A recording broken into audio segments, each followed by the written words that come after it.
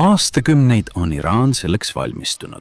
Alati silmad Iisraeli ja USA poole pööratud, on Iraan rajanud õhutõrjesüsteeme ja loonud sõjaväe, mis pidi vastu seisma sellele, mis tulemas oli. Iraan ebaõnnestus. USA tegi Iraanile midagi nii suurt, et see jääb ajalukku. 10 000 sihtmärk on just tabatud ja Iraanil pole praktiliselt enam midagi alles.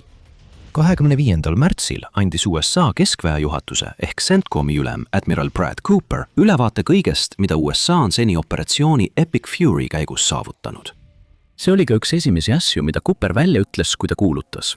Oleme kampaania 4. nädalas ja püsime plaanis või oleme sellest isegi ees. Väga selgete sõjaliste eesmärkide saavutamisel, et kõrvaldada Iraani võimekus oma piirest väljaspool märkimisväärset sõjalist mõju avaldada, alustas Cooper. Seejärel esitas ta numbri öeldes. USA väed on tabanud enam kui 10 000 sõjalist sihtmärki. Tegelikult tabasime vaid mõni tund tagasi 10 000 Iraani sihtmärgi, vaid mõned tunnid tagasi. Nüüd jätkas Cooper selgitusega, et 10 000 on Ameerika number. Kui lisada siia Iisrael ja tema õhurünnakud, on tabatud veel mitu tuhat sihtmärki. Tegelikult veel mitu tuhat rohkem. 13. märtsil teatas Wall Street Journal, et USA sõjaminister Pete Hegseth väitis, et USA ja Iisrael on koos rünnanud 15 000 sihtmärki, mis oli avalduse tegemise ajal üle 1000 sihtmärgi päevas. Operatsioonide Epic Fury ja Roaring Lion ulatus ja raevukus on sellest teadaandest alates mõnevõrra vaibunud. Tõenäoliselt seetõttu, et Iraanil on jäänud vähem sõjalisi sihtmärke rünnata. Kuna 15 000 oli ühine arv enne, kui Cooper oma avaldused tegi, pole sugugi võimatu uskuda, et USA ja Iisrael on 28. veebruarist alates kokku rünnanud ligi 20 000 sihtmärki. Aga isegi eraldi vaadates on USA poolt rünnatud 10 000 sihtmärki, tohutu uudis. Ja täpsustuseks, need on 10 000 sihtmärki, mitte 10 000 välja lastud laskemoonahüvikut. Need sihtmärgid on väga erinevad. Alates tohututest nagu Iraani maa-alused sõjalised ja tuumavarjendid, kuni suhteliselt väikeste sihtmärkideni nagu droonid. Igaüks neist on eraldiseisev relv või sõjaline sõlm, mis on rivist välja löödud. Kusjuures suurimaid sihtmärke on tõenäoliselt tabatud mitme laskemoonaga, võib-olla isegi korduvalt mitme päeva jooksul, et need lõplikult rivist välja viia. Ja see, mida me siin näeme, on õhu ülekaalu tase, mida pole saavutatud üheski teises kaasaegses sõjas. Ameerika Ühendriikide kihiline kampaania algas rünnakutega, mida viisid läbi varglennukid nagu B-2 Spirit ja F-35, enne kui see arenes nii kaugele, et kaasati ka nii vanad lennukid nagu B-52 ja A-10. On näidanud meile, et USA suudab tegutseda Iraani õhuruumis karistamatult. See ei pruugi aga tähendada, et operatsioon Eepiline raev on lõppemas. See, mis järgneb, võib kõike taas muuta ja tabab kõike ootamatult, kui USA oma ähvardused ellu viib. Aga praegu piisab teadmisest, et suur osa Iraani sõjalisest infrastruktuurist on hävitatud, samal ajal kui USA kavandab oma järgmist sammu. Ja mitmete USA allikate sõnul on Iraan nüüd meeleheitel, et mingil moel operatsioon Eepiline raev lõpetada. USA president Donald Trump väidab, et Iraan annab kokkuleppe saavutamist ning USA on vastanud, esitades 15-punktilise plaani, mis võiks selle kokkuleppe võimalikuks teha. Iraan on nendele väidetele vastanud, öeldes, et USA ja Iraan ei pea omavahel läbirääkimisi ning USA peab läbirääkimisi iseendaga. Tõde võib nüüd olla kuskil vahepeal, sest tundub ebatõenäoline, et Iraan ei oleks üldse avatud mingisugustele läbirääkimistele, kuid tõenäoliselt pole nad nii meeleheitel, nagu Trump väidab. Nüüd on Cooper samuti oma artiklis öelnud, et USA ja Iisraeli õhuvägede koostöö tõestab, et need kaks riiki on koos tugevamad. Ta kirjeldab ka Iraani sõjalisele infrastruktuurile tekitatud kahju ulatust, öeldes: Meie täppislöögid on Iraani õhutõrje üle koormanud ning meie lahingulennud Iraani kohal avaldavad käegakatsutavat mõju.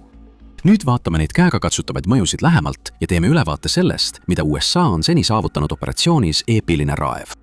10 000 sooritatud lööki on iseenesest muljetavaldav number, kuid see ei tähenda palju ilma kontekstita, mida need löögid on saavutanud. Ja selle kontekstiga muutub reaktsioon. Vau, see on palju lööke. Hoopis küsimuseks, kuidas Iraani režiim pärast seda kõike ikka veel püsti seisab. Alustame Iraani rakettidest. Operatsioon Epic Fury ja operatsioon Roaring Lee on keskendunud selgelt Iraani raketistardipaikadele, mis on Iraani peamine viis ähvardada oma laheäärseid naabreid ballistiliste raketirünnakutega, seni kuni USA jätkab oma rünnakut. Meil on mõned andmed selle kohta, kui palju neist stardiseadmetest on hävitatud.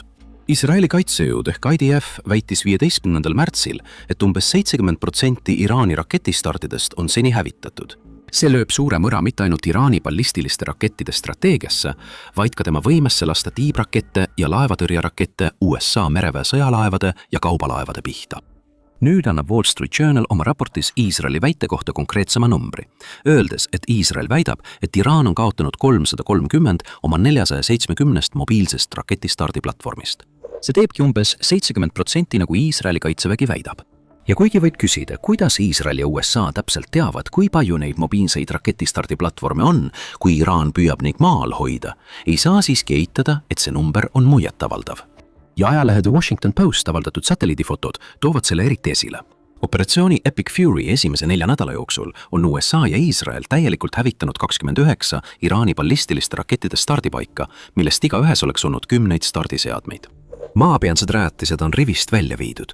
Maa-aluseid rajatisi on rünnatud punkripommidega ning seda kõike on tehtud selleks, et vähendada üht kõige olulisemat ohtu, mida Iraan kujutab USA-le, Iisraelile ja nende laheäärsetele liiklastele. Oleme näinud nende 10 000 rünnaku osa mõju väga kiiresti avaldumas. Cooper ütleb seda isegi, kui ta toob välja, et Iraani raketi- ja droonistardiseadmed on sõja algusest saadik langenud enam kui 90%, mis näitab, et ükskõik milline raketikülastusrünnakute strateegia Iraanil ka polnud, see pole läinud plaanipäraselt. Muidugi ei tähenda see, et Iraani rakette ei tulistata. 70% stardiseadmetest on küll hävitatud, kuid 30% on endiselt alles ja see tähendab umbes 140 mobiilset stardiseadet, mille USA peab veel üles leidma ja hävitama, enne kui Iraani raketid enam ohtu ei kujuta. Need on ka raketid ise.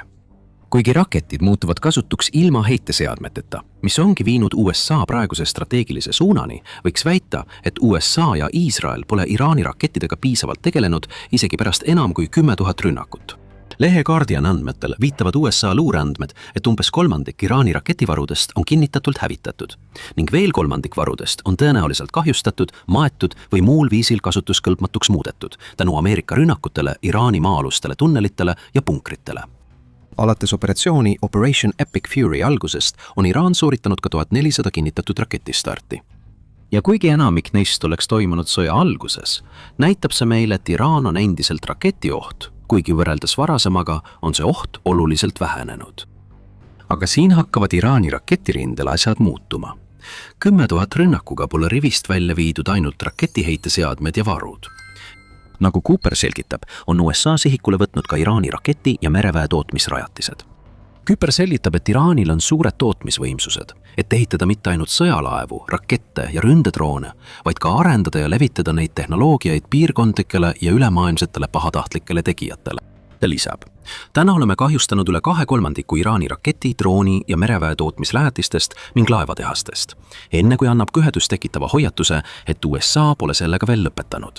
Cooper kuulutab, et Iraani laiem sõjatööstusaparaadi likvideerimine on samuti päevakorras. See on Iraani jaoks halb uudis, sest see tähendab, et nende ballistiliste rakettide strateegiast alles jäänu aeg hakkab nüüd otsa saama. Kui üha rohkem stardi- ja tootmisrajatisi hävitatakse, siis iga järgnev Iraani raketistart toimub varudest, mida ei saa enam täiendada. See ei puuduta ainult seda, mis Iraanil juba olemas on. USA keskendub ka sellele, mida Iraan võiks proovida ehitada, mis tähendab, et nad halvavad režiimi raketikeskse doktriini pikaajaliselt. Nagu mainisime, on need 10 000 rünnakut Iraani vastu hõlmanud ka rünnakuid Iraani laevaehitus- ja mereväe tootmisrajatiste vastu. Mereväe osas on veel palju rääkida. Aga enne kui sellesse sügavamalt sukeldume, tuletan kiiresti meelde, et te vaatate saadet The Military Show. Sellest, mida me pakume, on veel palju rohkemgi, nii et vajutage tellimisnuppu, kui hindate meie kanali pakutavat teavet. Lisaks mereväe tootmisajatistele on USA keskendunud ka sellele, et hävitada nii palju Iraani olemasolevast meresõiduvõimest kui võimalik. Me näeme siin sarnast strateegiat nagu Iraani rakettidega. Esmalt hävitatakse olemasolev ja seejärel võetakse sihikule rajatised, mis võiksid toota juurde. Nüüd, mis puudutab seda, mis juba eksisteerib, või peaksime ütlema, mis kunagi eksisteeris, siis ajaleht Times of Israel teatab, et USA on uputanud 92% Iraani mereväe suurtest laevadest. See protsent hõlmab tõenäoliselt fregatte, allveelaevu ja Iraani improviseeritud lennukikandjaid, ning ei pruugi katta neid kiirpaate, mida Iraan on kasutanud kaose külvamiseks Hormuzi väinas. Siiski näitab 92% Iraani suhtest laevadest, et režiimi mereväejõud, vähemalt puhta jõu projitseerimise mõttes, on purustatud. Pentagoni andmetel oli 26. märtsiks kokku 130 laeva hävitatud, kuid pole selge, kui paljud neist on juba mainitud suured laevad ja kui paljud on kiirpaadid või muud Iraani alused, näiteks Qadiri klassi väikesed allveelaevad. me teame, et see 130 laeva hulka kuulub 40 miiniveeskajat ja 11 allveelaeva ning et Iraan on kasutanud oma kiirpaate miinide paigutamiseks Hormuzi väinas. Ameerika praegune lähenemine näib olevat see, et kõik, mis Iraani heaks liigub, on legitiimne sihtmärk. Nagu rakettide puhulgi ei ole õige öelda, et Iraani merevägi enam ohtu ei kujuta. Rakettidega on Iraan taandunud strateegiale, kus ta viib läbi väikesemahulisi ja täpseid raketilaskmisi, mis võimaldab tal vähemalt mingisugust ohtu säilitada. Mis puudutab lahingu mereväe osa, siis Iraan ei olnud kunagi tegelikult suuteline võistlema lennukikandjate ja teiste sõjalaevadega, mille USA tõi Pärsia lahe piirkonda. Ärge saage meist valesti aru, režiim ei tahtnud kindlasti kaotada nii paljusid oma sõjalaevu ja allveelaevu. Siiski oli Iraani eesmärk alati kasutada asümmeetrilist mereblokaadi strateegiat Hormuzi väinas. Ja see on probleem, millega USA peab endiselt arvestama. Nüüd tõi Raadio Vaba Euroopa ehk Raadio Vabadus selle välja 12. märtsi artiklis, kus märgiti, et Iraani tavamerelaevastik oli praktiliselt kadunud. Kuid oht Hormuzi väinale ei olnud kadunud. Märtsi lõpuks pole palju muutunud. Iraani kiirkaatrid ja kääbusalvelaevad ründavad endiselt kaubalaevu selles väinas, nagu ka nende droonid ja laevavastased raketid. Siin pole asi koguses. Iraan ei pea ründama iga laeva, mis üritab läbida veeteed, mille kaudu liigub 20% maailma naftast. Aeg-ajalt toimuvad rünnakud on piisavad, et muuta reisid nii riskantseks, et kindlustusandjad ei maksa hüvitist ja laevakaptenid keelduvad sõitmast. Esimesed 10 000 lööki halvasid Iraani tavapärase mereväe. Järgmised 10 000 lööki keskenduvad tõenäoliselt rohkem Iraani mereväe asümmeetrilistele aspektidele. Kuid nüüd võite küsida, kuidas see kõik USA jaoks võimalik on? Jah, USA'l oli selgelt ülekaalukas õhuvägi juba enne operatsiooni Epic Fury algust, kuid Iraanil pidi olema kihiline õhutõrjesüsteem, mis peataks USA edasiliikumise. See võrk ebaõnnestus ja esialgsed löögid, mis moodustasid osa neist 10 000, olid selle üheks peamiseks põhjuseks. Õhuülekaal on saavutatud ja Iraani õhutõrje kohta käivad numbrid räägivad enda eest. Juba 5. märtsil väitis Iisraeli kaitsevägi, et umbes 80% Iraani õhutõrjest on rivist välja löödud, kas süsteemide otsese hävitamise või radarite hävitamise kaudu rünnakute ja küberrünnakutega.